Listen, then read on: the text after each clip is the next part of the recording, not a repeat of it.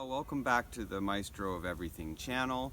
It's been a couple months and I have no excuse for that, except for that I prefer to work than to film, I guess.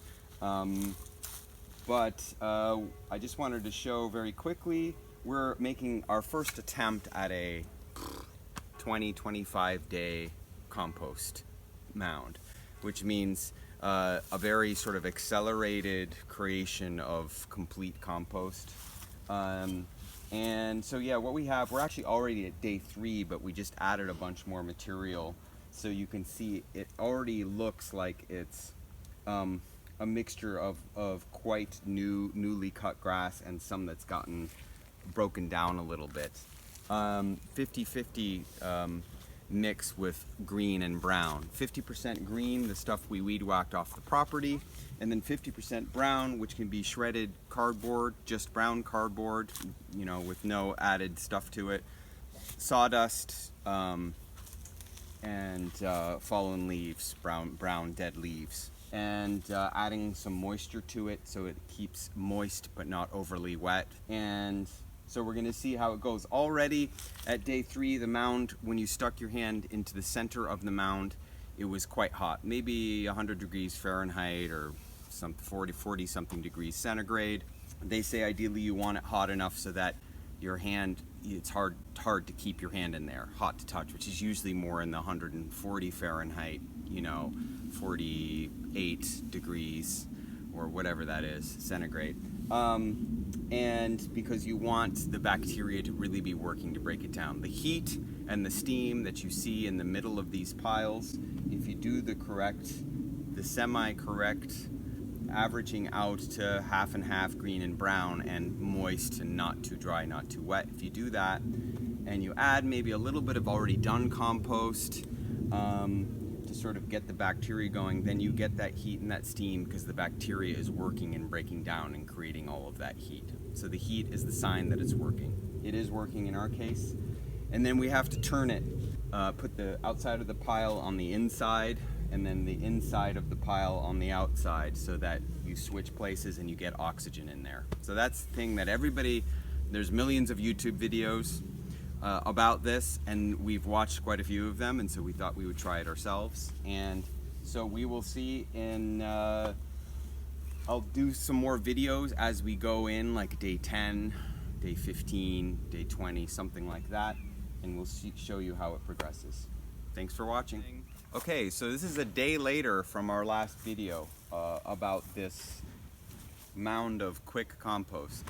Again, this is about the way we do things here on our land as much as possible is to make do with what we've got. So, a lot of people who are super nerdy about compost get a big, long compost thermometer. It's a long spike with a little readout dial on the end to stick into the middle of the compost.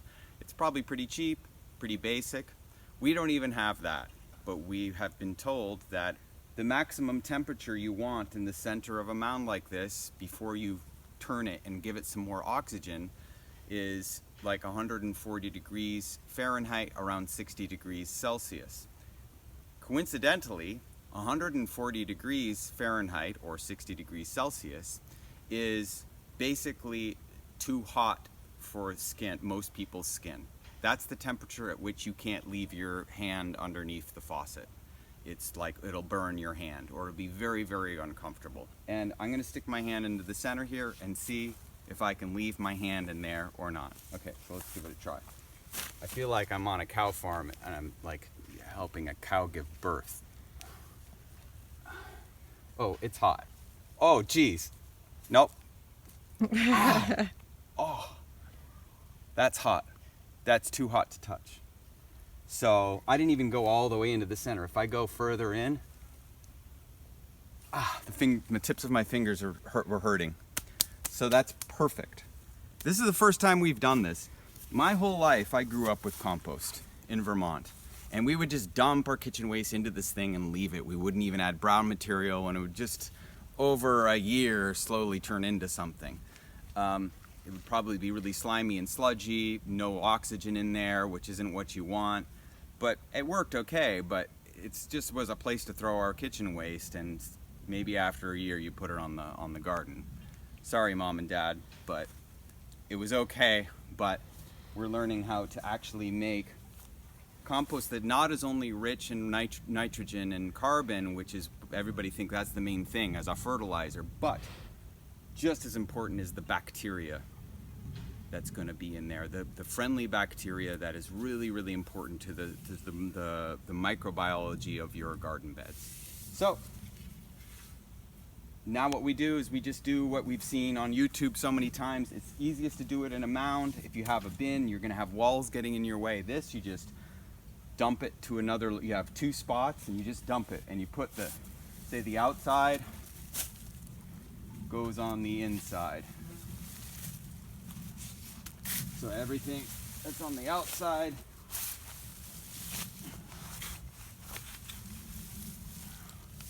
goes at the bottom on the inside.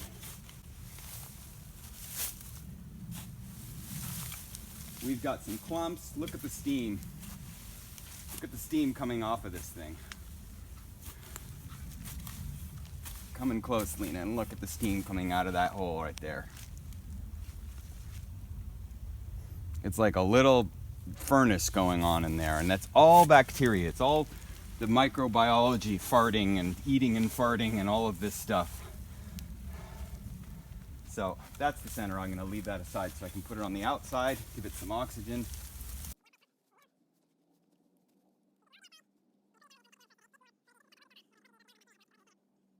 It's super important to turn it. Sometimes you have to turn it once a day or more than once a day, because especially with us, we didn't do this with a lawnmower. We did this with a weed whacker, and we also did it with hand scythes and stuff. And so the pieces of green material were longer. They weren't shredded into small bits, and so they can mat very easily and turn into a mat that then blocks the oxygen and starts to get slimy and anaerobic. In other words, no oxygen getting in, which is not the goal of this kind of quick compost.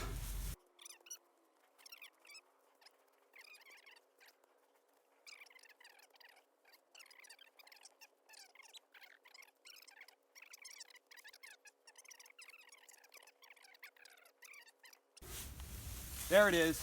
I'll just finish putting all this steamy stuff on the outside, and then we'll keep watching it and watch as the pile reduces, gets smaller, and turns into actual humus, the soil, the golden standard of perfect garden soil.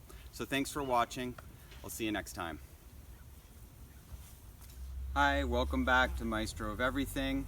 Finally, my last little update on the hot fast compost, which was very hot for the first few weeks, first couple weeks, and then it started cooling down as it really started turning into compost. There wasn't any green organic matter left to sort of heat up, and the bacteria didn't have as much food to create all the heat. So it worked great. It's basically, when you put your nose into this, it smells like an amazing rich forest floor, which is the whole point of, one of the points of soil building a la permaculture, is you're trying to recreate what happens in many forest floors, which is a perfect balance of organic matter and carbon and other nutrients and microbes and bacteria. A few takeaways. This is a very labor-intensive method of composting. Like I said before, it's like cooking in the kitchen. You got to play with it, and it's quite fun, but it is a lot of work. You have to turn it a lot, and this took about 4 weeks, not 18 to 21 days. It took more like 30 days because we had a smaller pile. My takeaway is I wouldn't do it every time. I tend to gravitate a little bit more towards a little more laissez-faire composting method. For example, David the Good, who's a YouTuber and has a book called Compost Everything, which I highly recommend. David the Good's YouTube channel as well. He says you can just throw your scraps and your stuff on the ground, cover them with some mulch, and let them decompose, and that's enough. And it's super easy, and you don't have to be turning it all the time. But you get to see when you go to the nursery and you get the bag of organic compost for planting seeds. This is what it is. And it smells exactly like that. You can smell just like a potpourri of bacteria and fungi and just perfect soil. And this is what they do to get that, is they turn it and they turn it and they crank up the heat and they keep turning it. But they use machines usually, and so doing it by hand, it's quite a lot of work. So I would recommend it if you want to play with it and you want to experiment and you enjoy that kind of thing in and of itself. Because for me, the ends don't exactly justify the means if you have a lot of other things to do in your life. A lot of other plants to plant, a lot of other tasks on your property or your little garden, whatever size it is.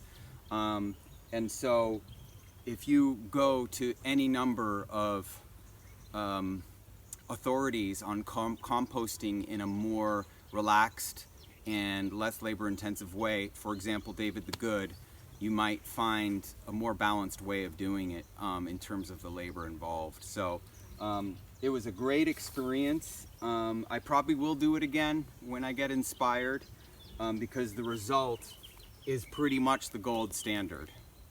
The other more relaxed methods, you won't get as concentrated of a perfect balanced soil.